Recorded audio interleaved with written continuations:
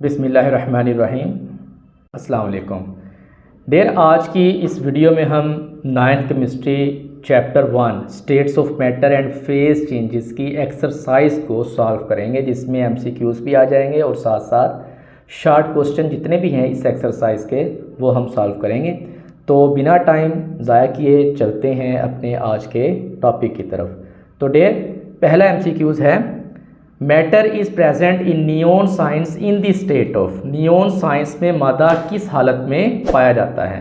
तो इसका पहला ऑप्शन है सुपर क्रिटिकल फ्लूइड, दूसरा है प्लाज्मा, तीसरा गैस और चौथा ऑप्शन है लिक्विड क्रिस्टल। तो डेर इसका एग्जैक्ट आंसर है प्लाज्मा। इसके अलावा प्लाज्मा ट्यूबलाइट, आसमानी बिजली और आर्क वेल्डिंग में भी पाया जाता है। नेक्स्ट हमारे पास है hazards effect of shopping bags are studied in. Shopping bags के मुज़र असरात का मुताला केमिस्ट्री की किस शाख में किया जाता है? Geochemistry, inorganic chemistry, analytical chemistry या इन्वायरमेंटल केमिस्ट्री।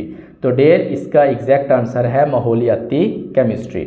नेक्स्ट हमारे पास है the man made polymer is. कौन सा पॉलीमर इंसान का बनाया हुआ है? स्टार्च, पॉलीस्टायरीन, प्रोटीन या सेलुलोज।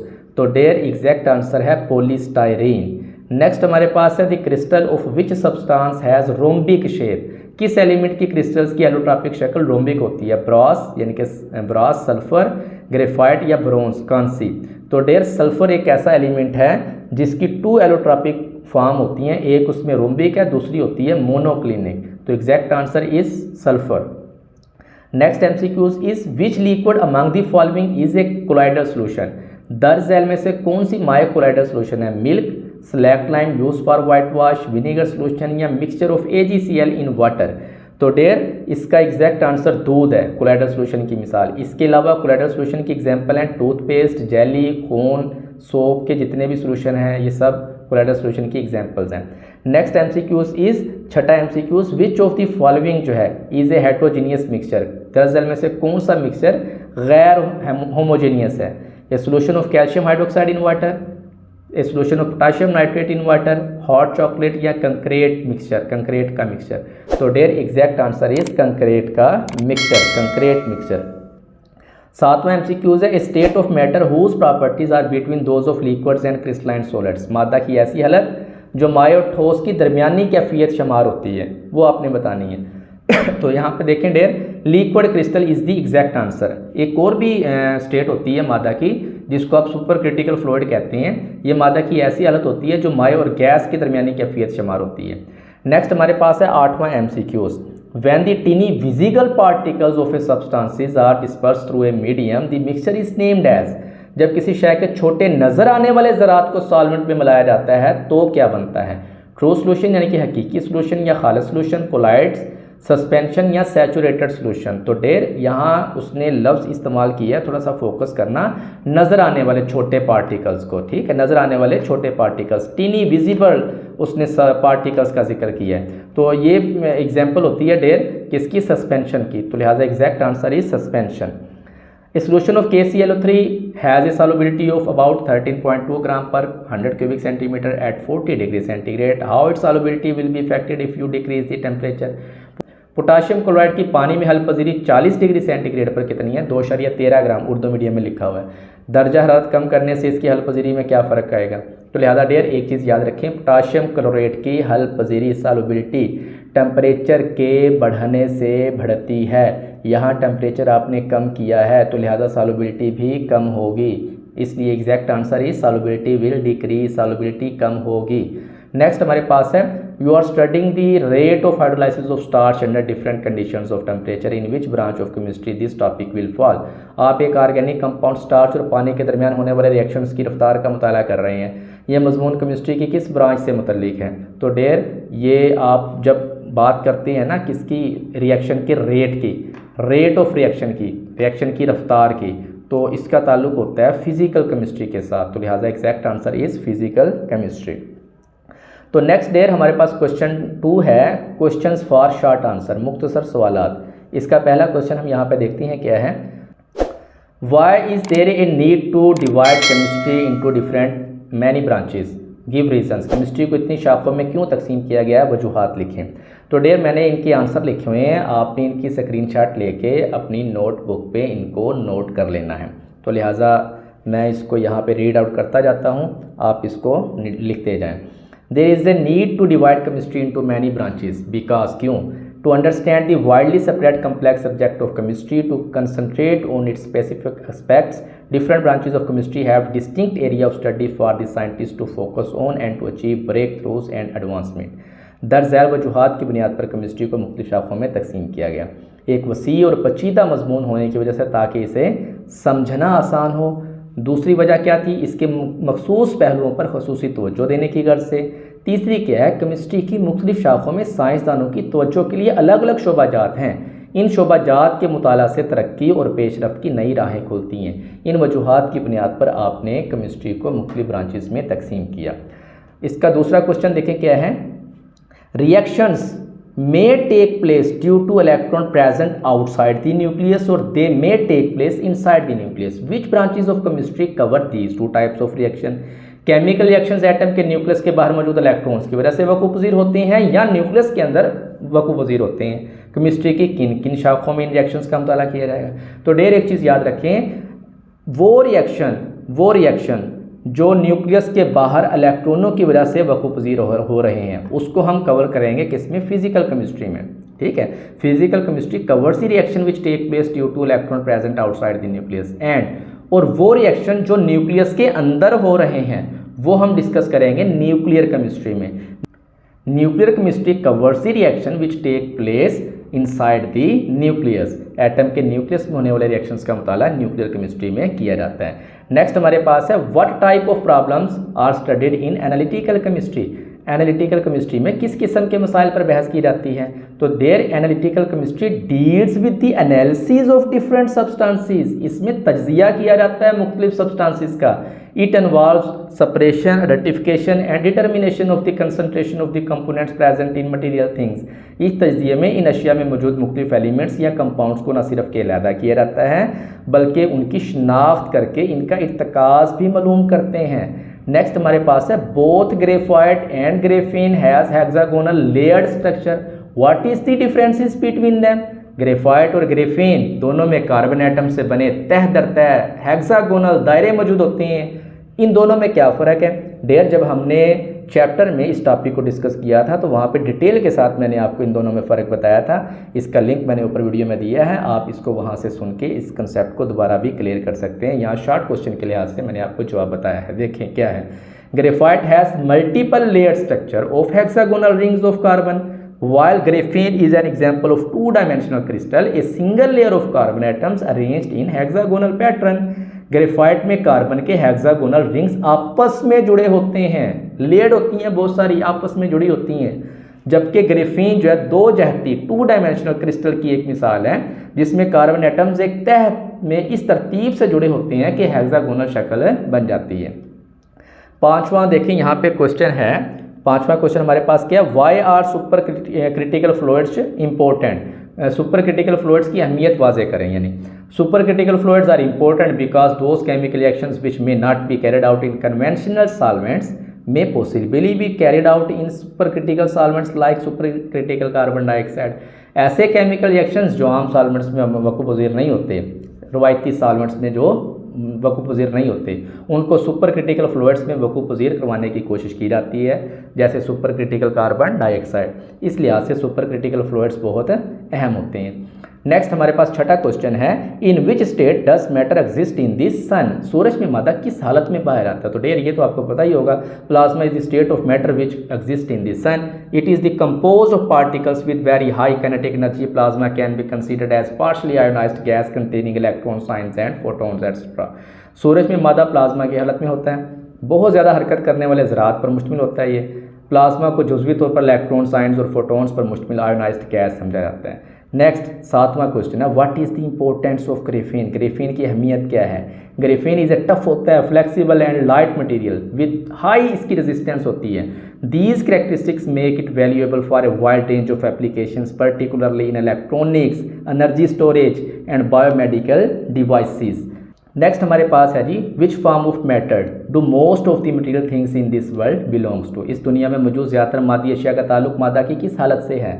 तो there most of the material things in this world belongs to solid form of matter. इस दुनिया में मौजूद ज़्यादातर मादी अशिया का ताल्लुक मादा की ठोस हालत से है। देयर क्वेश्चन नंबर हमारे पास है 3 कंस्ट्रक्टेड रिस्पॉन्स क्वेश्चन। इसका पहला जुज है how does a super critical state look like, यानी मादा की सुपर क्रिटिकल हालत कैसे दिखाई देती है। तो there super critical state is a state of matter that are highly compressed state which shows both properties of gases and liquids.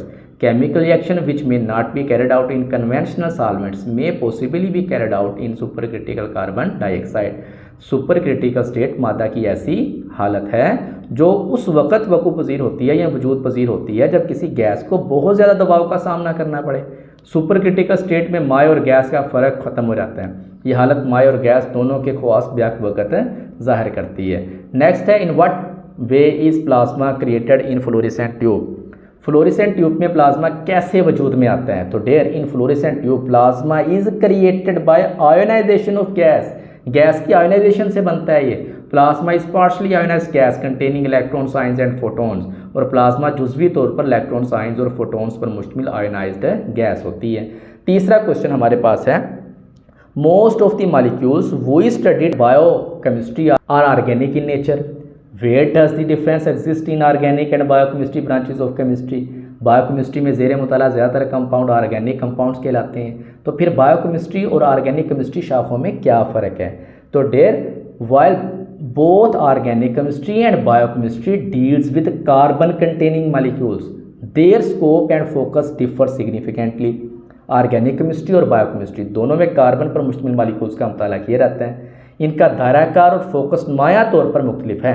कैसे। Organic chemistry studies the general properties reactions and synthesis of organic compounds in general. ये याद रखिएगा कि organic chemistry में overall तमाम organic compounds की खसूसियात का मुताला किया जाता है। जबकि जब हम बात करते हैं ना बायोकेमिस्ट्री, तो बायोकेमिस्ट्री का ताल्लुक जानदारों से होता है कि जानदारों के अंदर जितने भी कंपाउंड्स हैं ना ऑर्गेनिक, उनकी जब आप स्टडी करते हैं तो उसको आप बायोकेमिस्ट्री कहेंगे। While biochemistry focus on the specific organic molecules and processes with in the living organism. यहाँ पे लिविंग ऑर्गेनिजम्स के ऊपर आपने फोकस करना है बायोकेमिस्ट्री में। नेक्स्ट क्वेश्चन नंबर 4 हमारे पास है give the reasons of brilliance shown by diamond can you improve it. Diamond के चमकदार होने की वजह लिखे कि आप इस चमक को बढ़ा सकते हैं। Brilliance of diamond is due to its refractive index. ये याद रखना, refractive index and total internal reflection की वजह से डायमंड आपको चमकदार दिखाई देता है। Brilliance of diamond is improved by cutting and polishing it in a right and precise way. Diamond को सही जावियों पर काट कर और उसकी सतह को पॉलिश करके इसकी चमक को बेहतर बनाया जा सकता है। आगे आ गया जी हमारे पास 5वां question explain the dissolution of sodium chloride in water. पानी में सोडियम क्लोराइड के हल होने के अमल की वजाहत करें। डेर ये पूरा एक लॉन्ग क्वेश्चन हुआ करता था पुरानी बुक में, तो यहाँ उसने शॉर्ट क्वेश्चन में पूछ लिया है, तो मैंने शॉर्ट के लिहाज से इसका थोड़ा सा जवाब यहाँ पे लिखा है, तो आपने इतना ही लिख देना, ये काफ़ी है। देखें NaCl के अंदर ना 2 तरह के आयन्स होते हैं, एक पॉजिटिव और नेगेटिव। पानी के अंदर एक पोलर मॉलिक्यूल है तो वहाँ पे भी 2 उसके पोल्स होते हैं, एक पॉजिटिव और दूसरा कौन सा होता है, नेगेटिव। तो यहाँ पे देखें when NaCl is added in water it dissolves readily। क्यों? because the attractive interaction between the ions of NaCl and polar molecules of water are strong enough to overcome the attractive forces between sodium ions and chloride ions in the solid NaCl crystal. In this process, positive end of the water dipole is oriented towards the chloride ions and the negative end of water dipole is oriented towards the sodium ions. These ions dipole attraction between sodium ions and water molecules, chloride ions and water molecules are so strong that they pull these ions from their position in the crystals and thus NaCl dissolve। जब sodium chloride को पानी में डाला जाता है तो ये जल्द हल हो जाते हैं। क्यों? इसलिए NaCl के आयंस और पानी के पोलर मॉलिक्यूल्स के दरमियान अट्रैक्टिव फोर्सेस इतनी ताकतवर होती है कि ये ठोस NaCl के क्रिस्टल्स में सोडियम आयंस और क्लोराइड आयंस के दरमियान मौजूद अट्रैक्टिव फोर्सेस पर गालिब आ जाती है। इस समय में पानी के डाइपोल का पॉजिटिव सिरा क्लोराइड आयंस की जानब रुख कर लेता है और पानी के डाइपोल का नेगेटिव सिरा सोडियम की जानब जो है सोडियम आयंस की जानब रुख कर लेता है। सोडियम आयंस और पानी के मॉलिक्यूल्स के दरमियान और क्लोराइड आयंस और पानी के मॉलिक्यूल्स के दरमियान आयन डाइपोल की अट्रैक्टिव फोर्सेस इतनी ताकतवर होती है कि ये क्रिस्टल में आयंस को उनकी पोजीशन से निकाल देती है और यूँ NaCl क्या हो जाता है, हल हो जाता है। नेक्स्ट हमारे पास है जी छठा क्वेश्चन। क्या है छठा क्वेश्चन? कहता है why do different compounds have different solubilities in water. At a particular temperature. पानी में मुख्तलिफ कंपाउंड्स की सॉल्युबिलिटी एक ख़ास दर्जा हरारत पर मुख्तलिफ क्यों होती है? तो there different compounds exhibit varying solubilities in water due to differences in their molecular structures and the nature of their intermolecular forces, particularly the ability to interact with the polar water molecules like dissolve like is a guiding principle, meaning that polar solutes tend to dissolve well in polar solvents like water while non-polar solutes dissolves better in non-polar solvents। मुख्तलिफ compounds की पानी में solubility compounds की molecular साख्त और intermolecular forces के मुख्तलिफ होने और ख़ास तौर पर पोलर पानी के मॉलिक्यूल्स के साथ इंटरेक्शन मुख्तलिफ होने की वजह से मुख्तलिफ होती है। सॉल्युबिलिटी का एक अमूमी उसूल ये भी है कि लाइक डिज़ॉल्व लाइक, यानी कि अपने जैसे को हल करेगा, यानी सल्यूट और सॉल्वेंट एक ही किस्म के होने चाहिए, सॉल्वेंट और सल्यूट दोनों एक ही खानदान के होने चाहिए। पोलर के अंदर ज़्यादा अच्छे तरीके से हल होता है, नॉन पोलर के अंदर ज़्यादा अच्छे तरीके से हल होता है। नेक्स्ट देखें there why NaCl can not be crystallize from water just like KNO3। KNO3 की तरह, पोटाशियम क्लोराइड की तरह सोडियम क्लोराइड को पानी से क्यों क्रिस्टलाइज नहीं किया जा सकता? तो डेयर एक चीज़ याद रखें, आप सिर्फ उन्हीं सब्सटेंसेस की क्रिस्टलाइजेशन कर सकते हैं वाटर के ज़रिए जिनकी सॉल्युबिलिटी टेम्परेचर के बढ़ने से बढ़ती है। तो KNO3 की सॉल्युबिलिटी टेम्परेचर के बढ़ने से बढ़ती है, जबकि NaCl की सॉल्युबिलिटी टेम्परेचर के बढ़ने से नहीं बढ़ती, कोई फ़र्क नहीं पड़ता। तो यही वजह है। KNO3 can easily B crystallize from water because solubility of KNO3 in water increase with increase in temperature. An easy way to get crystals of KNO3 is to prepare a saturated solution at high temperature and then it is cooled to a temperature where excess KNO3 crystallize out। पहले हम उसका saturated solution तैयार करेंगे high temperature पे, जितनी ज़्यादा मिकदार में KNO3 हल हुआ होगा, जब आप उसको ठंडा करेंगे तो वो सारा क्रिस्टलाइज आउट हो जाएगा, उसके क्रिस्टल बन जाएंगे। On the other hand, solubility of NaCl in water does not increase appreciably with the increase in the temperature. Therefore, we cannot crystallize NaCl from water। Potassium nitrate को पानी से आसानी से क्रिस्टलाइज किया जा सकता है क्योंकि इसकी सॉल्युबिलिटी टेम्परेचर के बढ़ाने से बढ़ती है। जब ज़्यादा टेम्परेचर पर पोटाशियम नाइट्रेट का सैचुरेट सोल्यूशन तैयार किया जाता है और फिर से ठंडा किया जाता है तो ये दोबारा क्रिस्टल की शक्ल में आ जाता है, जबकि पानी में सोडियम क्लोराइड की सॉल्युबिलिटी में टेम्परेचर बढ़ने से बहुत कम फर्क पड़ता है, इसलिए इसको पानी से क्रिस्टलाइज नहीं किया जा सकता। नेक्स्ट क्वेश्चन है why graphite is slippery to touch, which property of graphite enables it to be used as lubricant. Graphite को हाथ लगाने से फिसलन महसूस क्यों होती है? ग्रेफाइट की कौन सी खासियत इसको इस काबिल बनाती है कि इसे लुब्रिकेंट के तौर पर इस्तेमाल किया जा सके? Graphite is slippery due to its layer structure, ये याद रखिएगा, लेयर स्ट्रक्चर की वजह से ये फिसलन महसूस होती है इसको टच करने से। Weak forces hold these layer together allowing them to slide easily over one another. This property makes graphite an excellent solid lubricant. Graphite अपनी तहदार साख की वजह से फिसलन वाला होता है, तहों के दरमियान कमज़ोर फोर्सेस पाई जाती हैं जिस वजह से वो एक दूसरे के ऊपर आसानी से फिसल सकती हैं। ये खासियत ग्रेफाइट को एक बेहतरीन ठोस लुब्रिकेंट बनाती हैं। तो डेयर आज के लिए इतना ही, इंशाल्लाह नेक्स्ट वीडियो में हम चैप्टर 2 9th केमिस्ट्री का चैप्टर 2 एटॉमिक स्ट्रक्चर को डिस्कस करेंगे। तब तक के लिए अल्लाह हाफिज़।